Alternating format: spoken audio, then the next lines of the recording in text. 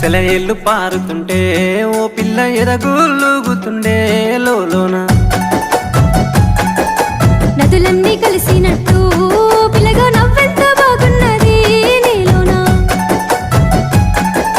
గాజుల సప్పులు గలుగల్లు మోగంగా గజ్జెల పట్టీలు గంతేసి ఆడంగా వరిగడ్డి మోపు ఎత్తి